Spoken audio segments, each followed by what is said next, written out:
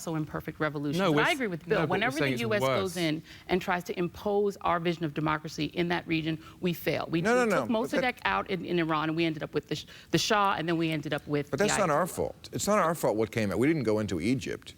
Well, we wound up with the Muslim Brotherhood. We didn't go Brotherhood. into Egypt. We were supporting and propping up Mubarak for 30 years, even as we were cheering for all the Tahrir Square demonstrators as though we were on their side. It was our government that kept Mubarak in power, just like we've done across the entire Muslim world. And it's amazing for you to say that, well, look at all these Muslims. The minute you give them a little bit of freedom, they go wild and they start being all violent.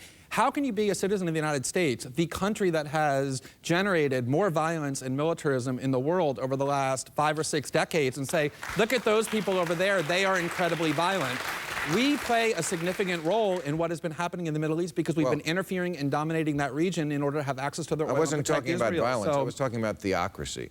That doesn't happen here. No, well, okay, that doesn't happen here, but at the same time, Iran isn't invading lots of other countries and occupying them for a decade, nor are fundamentalist Muslim countries the way the United States is. So these things are interlinked because we are continuously interfering in that part of the world. And so to say... Really, it's all our fault? It's not all our fault, but when you send your military for 6 straight decades into other countries to bomb them, kill their children and women and innocent men, prop up dictators, yeah, you take responsibility for your actions and say, to the extent that that region... That religion goes back 1,000 years before our revolution, so I don't think we can take all the blame. I don't think we should. I think we should take a lot of it. And there's lots of bodies and corpses that have been piled up in the name of Christianity and Judaism as well.